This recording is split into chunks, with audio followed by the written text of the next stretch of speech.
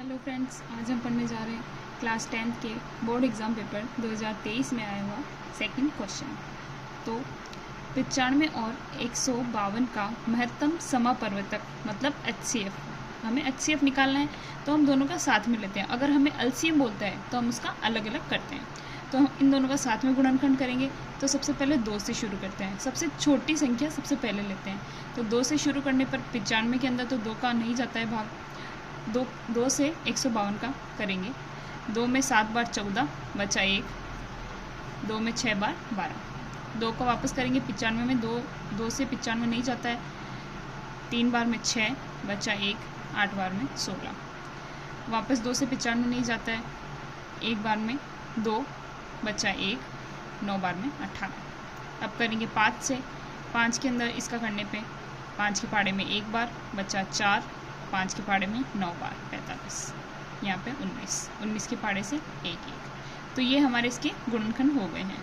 तो हम इनको लिख लेंगे 2 गुणा 2 गुणा 2 गुणा 5 गुणा 19। इन सबको गुणा करने में हमारे पास में 760 आता है। ये इसका HCF है। अगला प्रश्न है, वृत्त पर स्थित एक बिंदु से कितनी रेखाएं स्पर्श रेखाएं खींची जा सकती है। तो वृत्त पर स्थित मतलब वृत्त के ऊपर ये स्थित कोई बिंदु है, इससे ये तो नहीं है कि ऐसे स्पर्श रेखाएं खींच सकते, स्पर्श रेखाएं सीधी होनी चाहिए। तो वृत्त पर स्थित किसी एक बिंदु से केवल एक ही स्पर्श रेखा खींची जा सकती है। अगला प्रश्न है, cos 45 के वर्ग का मान कितना है। तो cos 45 के वर्ग का मान हमें निकालना है। तो ये cos 45 का मान कितना होता है, 1/√2। तो 1/√2 का वर्ग कर लेंगे। √2 को √2 से गुणा करने पर हमें 2 मिलता है। तो 1/√2 इंटू 1/√2 बराबर 1/2। इसका आंसर हो जाएगा 1/2। अगला प्रश्न है, वृत्त तथा उसकी स्पर्श रेखा के उभयनिष्ठ बिंदु को क्या कहते हैं। तो वृत्त और इसका स्पर्श रेखा, ये हमने स्पर्श रेखा खींची है, तो इस बिंदु को हम क्या बोलेंगे, स्पर्श बिंदु। ठीक। अगला प्रश्न है, यदि 5, 7, 9 और x का समांतर माध्य 9 हो तो x का मान क्या होगा। माध्य के लिए हमारे पास में ये सूत्र है, आंकड़ों का योग बटा आंकड़ों की संख्या। आंकड़ों का योग, ये हमें आंकड़े दे रखे हैं, इन सबका हम योग कर लेंगे, बटा आंकड़े की संख्या कितनी है, 1 2 3 4। आंकड़े की संख्या 4 है, इसकी जगह 4 आ जाएगा। आंकड़ों का योग, इन सबका योग हम यहाँ लिख देंगे। और माध्य हमें कितना दिया है, 9 दिया है। माध्य हमें 9 दिया है, तो माध्य की जगह हम 9 लिख देंगे। आंकड़ों का योग ये हमने कर दिया, आंकड़ों की संख्या 1 2 3 4 4 ये हमने लिख दिया। इन सबको जोड़ने पे हमारे पास में 21 आया।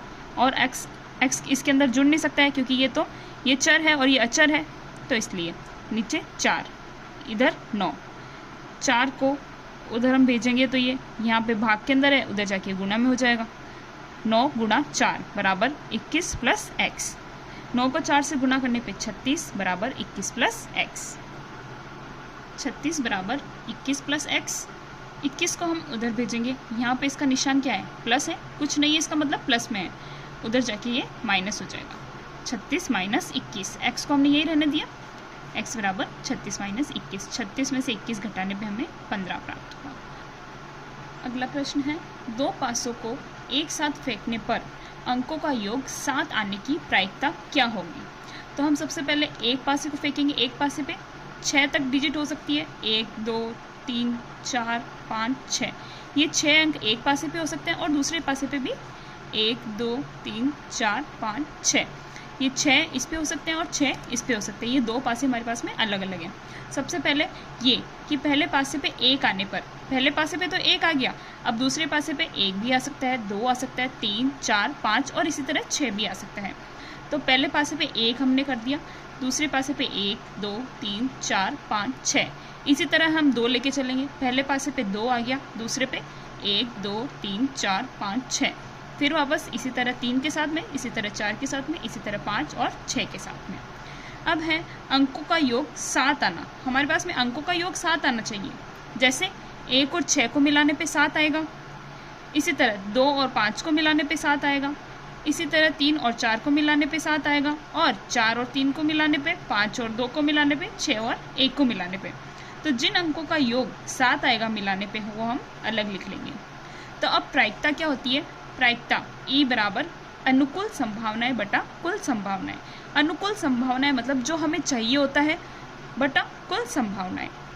अनुकूल संभावनाएं 1, 2, 3, 4, 5, 6, 6 संभावनाएं जो अनुकूल है, अनुकूल अपनी परिस्थिति के अनुकूल, जिनकी अंकों का योग 7 आता है, उस परिस्थिति के अनुकूल हमारे पास में 6 हैं। कुल संभावनाएं हमारे पास में 1, 2, 3, 4, 5, 6, 7, 8, 9, 10, 11, 12, 13, 14, 15, 16, 17, 18, 19, 20, 21, 22, 23, 24, 25, 26, 27, 28, 29, 30, 31, 32, 33, 34, 35, 36।